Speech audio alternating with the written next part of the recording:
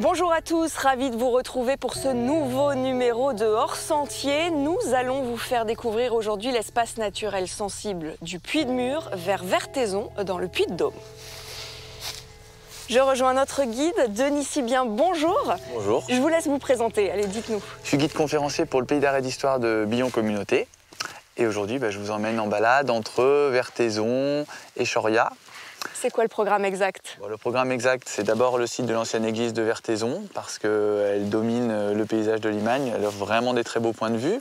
Ensuite, on ira jusqu'au sommet du Puy-de-Mur, qui est un ancien volcan, et qui offre aussi là tout un panorama sur le Val d'Allier. C'est un site archéologique important. Et puis nous terminerons par la petite cité de caractère de Choria, entre Puy-de-Mur, Puy-de-Pillers et Puy-Benoît. Joli programme. On part de quel côté, dites-moi? On va par là? Eh ben allez.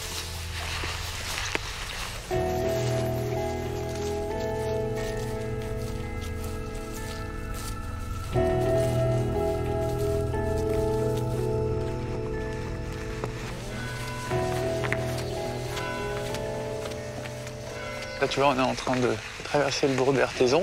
On va aller voir les vestiges de l'ancienne église qui est au sommet.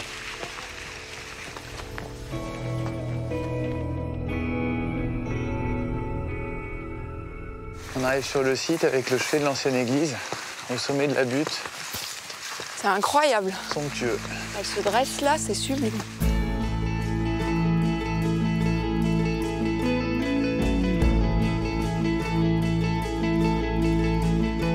Très joli ce site.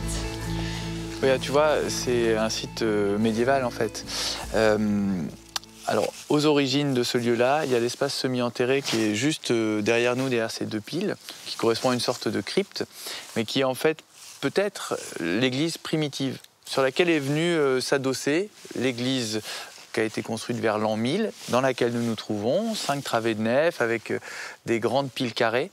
Et puis au XIIIe siècle, on reconstruit le chœur, on fait des travaux de grande importance parce qu'à cette époque-là, Vertaizon devient la seigneurie de l'évêque et c'est probablement Guy de la Tour qui va faire reconstruire le chœur. Avec une très belle vue.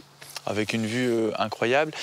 C'est ce qui explique que l'homme est venu s'installer ici, parce que au sommet se trouvait le Castrum Vertaisionem, donc un château au sommet de la butte, l'église à côté. D'ici, on a une vue quasiment à 360 degrés sur toute la Limagne. C'est un verrou, un grand point de contrôle en fait sur les axes de passage.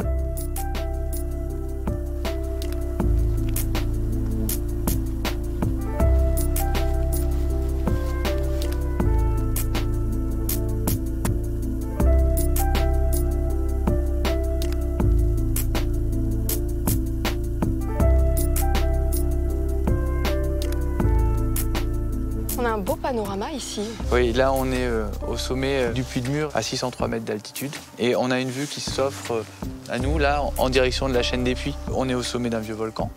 Il y a le bassin d'effondrement de la Limagne qui démarre juste au pied de nous.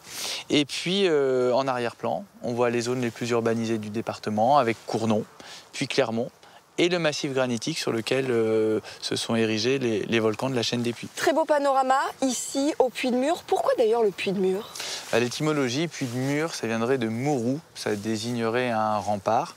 Et en effet, le site est un site archéologique important. Donc le petit sommet sur lequel on se trouve a accueilli une tour de fortification, mais plus largement, l'ensemble de la coulée de lave là, qui s'étale jusqu'à perte de vue là-bas en direction de Choria, est un site proto-historique qui a été fortifié, comme la plupart des sites de hauteur de Limagne. Alors, le site archéologique du Puy-de-Mur est en cela comparable à celui de Coran, au Puy Saint-Romain. Ce sont vraiment des habitats de la fin de l'âge du bronze.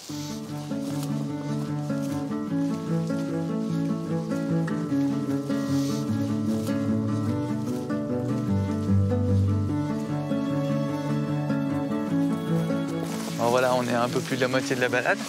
On n'a plus qu'à aller en direction de Choria.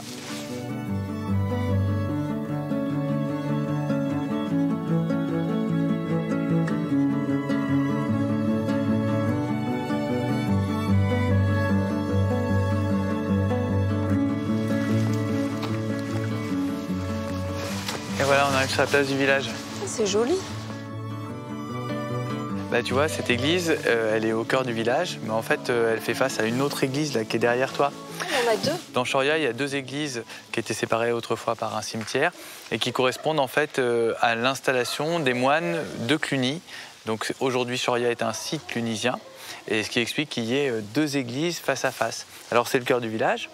Ces deux églises sont deux églises romanes et vraiment parmi les plus belles du département. Donc celle qui se trouve juste en face de toi, on a des grandes arcades sur l'extérieur, un clocher qui a été restauré, mais tu vois qui est octogonal, et surtout sous ce clocher, il y a le massif Barlon qui est caractéristique des églises romanes en Basse-Auvergne. Et de l'autre côté, l'église Sainte-Marie qui est juste derrière toi, alors elle a été vendue comme bien national et elle a été transformée. Le clocher a été réaménagé en pigeonnier, et puis aujourd'hui, du coup, elle accueille un chai. C'est les caves de l'abbaye.